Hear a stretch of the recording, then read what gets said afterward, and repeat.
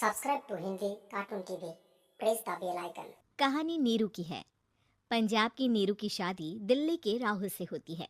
दिल्ली कितना बड़ा शहर है ना, लेकिन आप लोगों का घर तो बहुत छोटा है।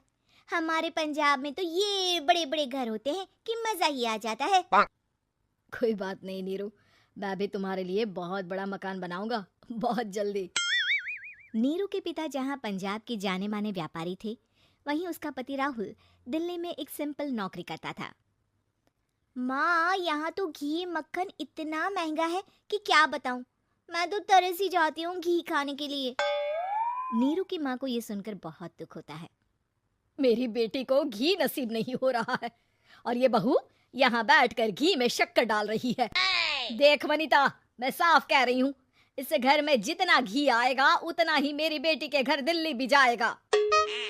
अरे ये क्या बात होती है माँ जी? बेटी का उतना ही करो जो अच्छा लगे। अब क्या मायके से घी और मक्खन तक की सप्लाई करोगी आप?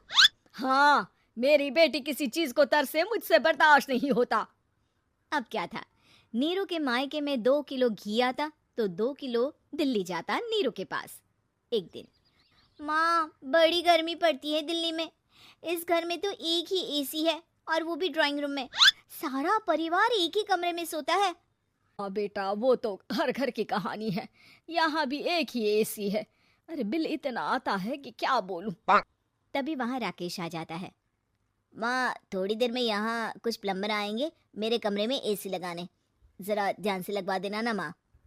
ओए, ऐसे कैसे तेरे कमरे में एसी लगेगा? हाँ राकेश, एक बार बात तो कर लेता।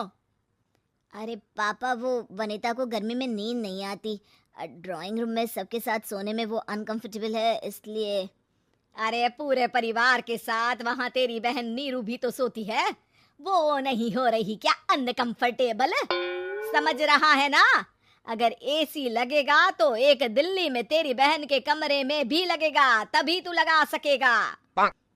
राकेश वनिता को सारी बात बताता है। वनिता करती भी क्या, मन मार कर बैठ जाती है। माँ, ये लोग ठीक नहीं है, क्या करूं मैं? अरे बेटी, यहाँ आ जा, तू यहाँ आकर रह ले। अरे छोड़ दे ऐसे पति को। कैसे छोड़ दूं माँ? समाज क्या कहेगा, लोग क्या कहेंगे? वैसे भी मेरा एक बेटा है मयंक।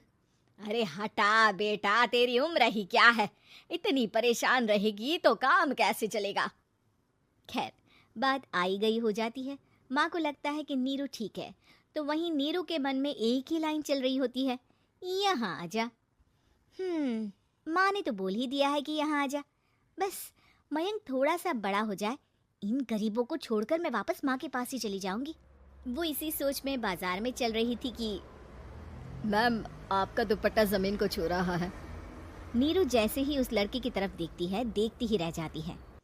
हाय रे, कितना सुंदर लड़का है ये। अब क्या हुआ? मैंने कहा आपका दुपट्टा। तो खुद ही उठाकर दे दो ना। लड़का समझ जाता है कि नीरू उस पर फिदा हो चुकी है। वो उससे उसका नंबर लेकर चला जाता है। अब क्या था, नीरू और रोहित में लगातार बातें होने लगती है। मैं हरियाणा का रहने वाला हूँ, यहाँ एक बड़ी कंपनी का मैनेजर हूँ। अच्छा, और कितने बच्चे हैं तुम्हारे? बच्चे? अरे मेरी तो शादी भी नहीं हुई है।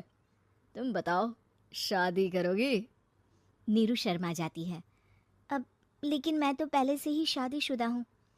मुझे फर्क नहीं पड़ता, बस तुम शादी कर लो, भाग चलते हैं। बहुत पैसे वाला हूँ मैं, हमेशा खुश रखूंगा तुम्हें। नीरू रोहित से मिलकर सारा प्लान बना लेती है और फिर एक दिन घर से भाग जाती है। दोनों शादी कर लेते हैं। शादी के बाद, क्या बात है नीरू, तुम्हें परेशान सा देखता हूँ, सब ठीक तो है ना? हाँ हाँ, सब ठीक है।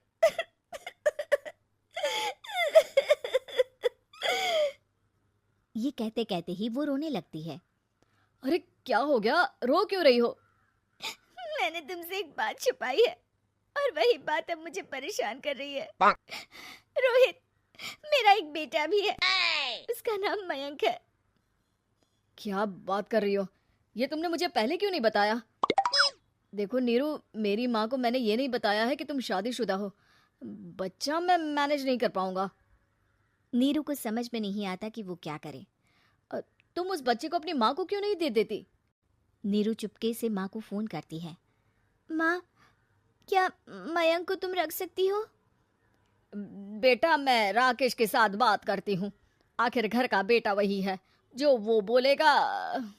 वैसे भी बेटा, तूने जो किया है ना, उसके बाद से पूरा घर तेरी बुराई कर रहा है।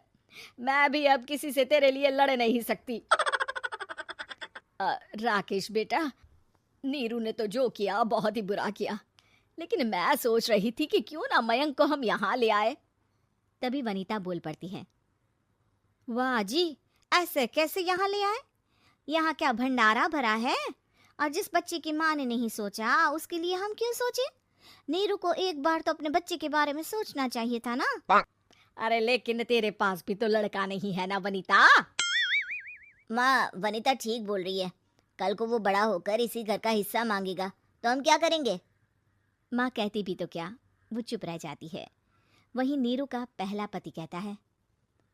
माँ, अगर आज भी वो वापस आ जाए तो मैं उसे माफ कर दूंगा। बेटा, गरीबी चीज ही ऐसी है, क्या करेगा? तू तो अब मयंक का सोच। वो बेचारा तो बिना माँ का हो गया। मयंक के खातिर तू दूसरी शादी कर ले बेटा। लोगों के लाख समझाने के बाद नीरू के पहले पति की शादी रिद्धि से हो जाती है, जिसके पहले पति से 2 बच्चे होते हैं। देखो जी, मैंने शादी सिर्फ बच्चे के खातिर की है। मैंने भी शादी सिर्फ बच्चों के खातिर की है। वहीं नीरू के दूसरे पति के मन में ये बात घर कर जाती है कि नीरू एक मासूम बच्चे को उसके खातिर छोड़ कर आई है। अब देखो नीरू, मुझे लगता है कि जो औरत अपनी कोख का बच्चा छोड़ सकती है, वो तो कुछ भी कर सकती है।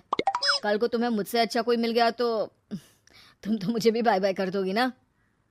नीरू को अब उसका दूसरा पति ताने देना शुरू कर देता है। तंग आकर नीरू उसके यहाँ से भागकर अपने पहले पति के पास चली जाती है, लेकिन ससुराल में क्या लेने आई है नीरू, मयंक को?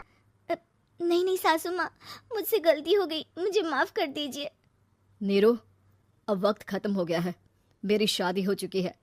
तो छोड़ दो ना उसे, हमारा बच्चा है। मैं आपको अपनी माँ नहीं मानता। मेरी नहीं मान तो बात अच्छी है। नीरू मयंक की बात सुनकर समझ जाती है कि उसके पास अब ना आसमान रहा ना ही जमीन।